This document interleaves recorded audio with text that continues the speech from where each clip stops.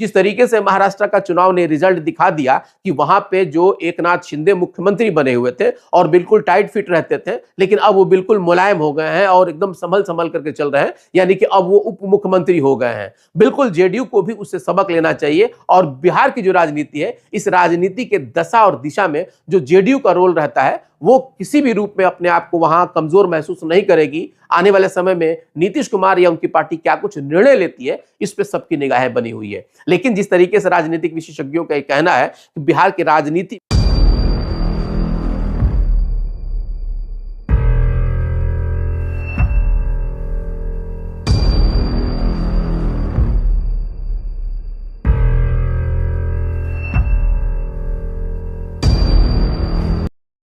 बिहार में फिर से एक बार खेला हो सकता है, और वो भी 2025 विधानसभा चुनाव से पहले।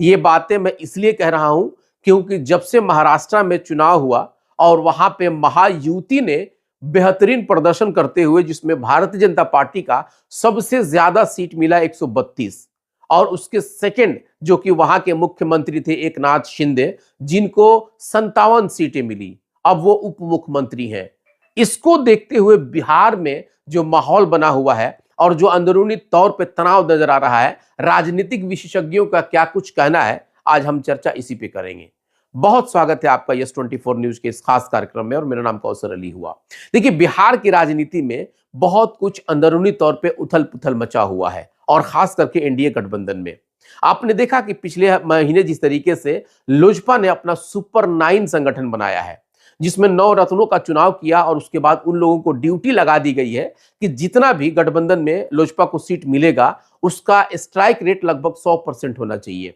उससे पहले जेडीयू ने भी अपना सुपर 7 बनाया, और उसमें लगभग 7 ऐसे चेहरों को रखा और उन लोगों को जिम्मेवारी दी गई कि वो हर विधानसभा के सीटों पे जा करके, और जहां जहां उनके गठबंधन में उनकी सीटें मिलेंगी, उन सभी सीटों को जीतने का प्रयास किया जाएगा। और लगभग देखा जाए तो ये दोनों अभी से ही लग चुके हैं। लेकिन जिस तरीके से भारतीय जनता पार्टी, हालांकि भारतीय जनता पार्टी के पास तो बस कोर हिंदुत्व के अलावा कोई बड़ा मुद्दा नहीं है, लेकिन इसका जो खास करके जो निगाह पड़ा हुआ है, खास करके अभी गठबंधन पे, महाराष्ट्र चुनाव के बाद भाजपा ये चाह रही है कि इस बार जितना ज्यादा से ज्यादा सीट हो सके वो भाजपा के पाले में आए। यानी कि यहां पर अंदरूनी तौर पर यह बताया जा रहा है, जो राजनीतिक विशेषज्ञ बता रहे हैं, कि भारतीय जनता पार्टी इस बार किसी भी रूप में चाहती है कि नीतीश कुमार को कमजोर करे। क्योंकि इससे पहले जब चुनाव हुआ था तो लोजपा अलग लड़ी थी, भाजपा अलग लड़ी थी और जेडीयू अलग लड़ा था। लेकिन लोजपा ने जो करतब दिखलाया, यानी कि जो कमाल दिखलाया, जहां जहां जेडीयू चुनाव लड़ी वहां वहां लोजपा चुनाव लड़ करके और पूरा खेल खराब कर दिया,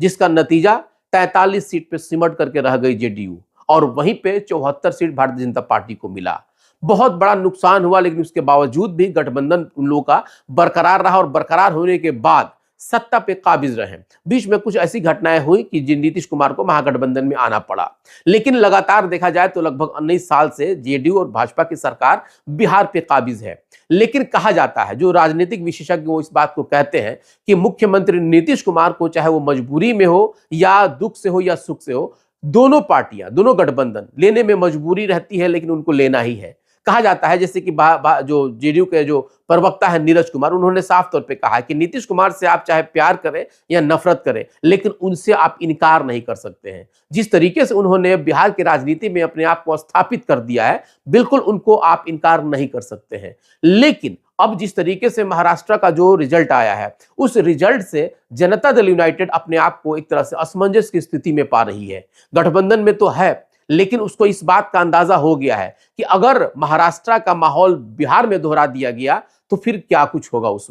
उस वक्त यही होगा कि मुख्यमंत्री नीतीश कुमार, जो बार बार मुख्यमंत्री का दावा करते हैं, उनको सेकंड लाइन कर दिया जाएगा और भारतीय जनता पार्टी मुख्यमंत्री पे काबिज हो जाएगी। हालांकि जो राजनीति विशेषज्ञ हैं वो इस बात को कह रहे हैं कि महाराष्ट्र का जो राजनीतिक भूगोल होता है वो कुछ अलग होता है, बिहार की कुछ अलग होती है। बिहार की जो मामले खास करके यहाँ पे देखने को मिलता है, बिहार का जो राजनीतिक जो यहाँ का फिजा है, यहाँ के राजनीतिक फिजाओं में नीतीश कुमार की अपनी एक अलग पकड़ मानी जाती है। चाहे वो उनका जातीय समीकरण हो, चाहे वो उनका काम करने का अंदाज हो, या फिर जिस तरीके से यहाँ का राजनीतिक जो भूगोल है उसमें वो अपने आप को फिट बैठते हैं। और यही कुछ अंदाजा ये लगाया जाता है कि नीतीश कुमार चाहे जिस भी हालात में रहे, लेकिन दोनों पार्टियों के लिए कभी ना कभी और कहीं ना कहीं जो है कि स्वीकार्यता उनकी बढ़ जाती है। चाहे वो महागठबंधन में रहें, अगर महागठबंधन में जाते हैं तो एनडीए में भारतीय जनता पार्टी उनको जो है कि कोसती है, और कोसते कोसते जब वो फिर एनडीए में चले आते हैं तो राजद के लोग कोसने लगते हैं। लेकिन उनका एक ऐसा माहौल बना रहता है कि वो दोनों गठबंधन में अपने आप को सिट बैठते हैं।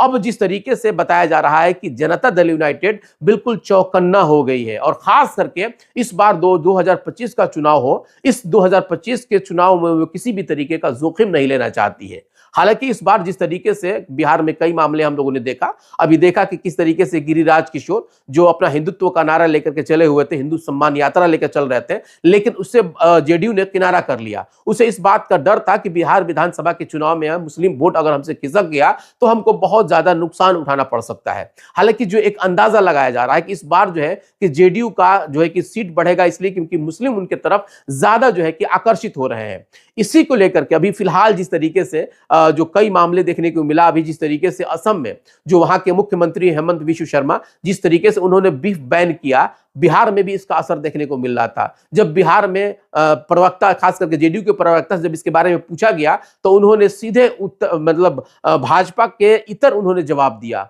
भाजपा से बिल्कुल उन्होंने अलग जवाब दिया कि देखिए ये खाने पीने की चीजें हैं और इस पे किसी का बंदिश नहीं लगाया जा सकता है, क्योंकि ये गैर संवैधानिक है। तो इन बातों से ये अंदाजा लग रहा है कि भाजपा और जेडीयू की जो है कि रास्ते बिल्कुल यहां अलग अलग हैं। जिस कोर हिंदुत्व के ऊपर सवार होकर के भारतीय जनता पार्टी बिहार पे काबिज होना चाहती है, उससे अलग जो है कि रास्ता जेडीयू इख्तियार कर रही है। हालांकि दोनों का गठबंधन साथ में है, दोनों साथ में चलते हैं, लेकिन दोनों की जो विचारधारा, जो सोच है, वो बिल्कुल अलग नजर आ रहा है। इन्हीं सब चीजों को लेकर के बिहार विधानसभा 2025 का चुनाव जो है इस बार दोनों पार्टियों के लिए अहम तो होगा ही, लेकिन महागठबंधन के लिए भी अहम होगा। अब यह देखना है कि नीतीश कुमार क्या कुछ निर्णय लेते हैं, और जो स्टैंड अभी जिस तरीके से अंदरूनी जो खबरें आ रही हैं, उस खबरों में कितना कुछ सत्यता और कितना प्रमाणित हो पाता है, ये देखने वाली बात होगी। लेकिन जिस तरीके से महाराष्ट्र का चुनाव ने रिजल्ट दिखा दिया कि वहां पे जो एकनाथ शिंदे मुख्यमंत्री बने हुए थे और बिल्कुल टाइट फिट रहते थे, लेकिन अब वो बिल्कुल मुलायम हो गए हैं और एकदम संभल संभल करके चल रहे हैं, यानी कि अब वो उप मुख्यमंत्री हो गए हैं। बिल्कुल जेडीयू को भी उससे सबक लेना चाहिए, और बिहार की जो राजनीति है, इस राजनीति के दशा और दिशा में जो जेडीयू का रोल रहता है, वो किसी भी रूप में अपने आप को वहां कमजोर महसूस नहीं करेगी। आने वाले समय में नीतीश कुमार या उनकी पार्टी क्या कुछ निर्णय लेती है, इस पे सबकी निगाहें बनी हुई है। लेकिन जिस तरीके से राजनीतिक विशेषज्ञों का कहना है कि बिहार की राजनीति में, खास करके एनडीए में, जो अंदरूनी तौर पे जो खिचड़ी पक रही है, अब इस खिचड़ी का उबाल कितना कुछ होता है और इस उबाल से क्या कुछ नुकसान होता है या फायदा होता है, फिलहाल ये देखने वाली बात होगी। ये विश्लेषण आपको कैसा लगा कमेंट बॉक्स में जरूर बताइएगा, और आगे के हर उस विश्लेषण के लिए जरूर रहिएगा। बाकी की खबरों के लिए बने हमारे साथ। बहुत बहुत धन्यवाद।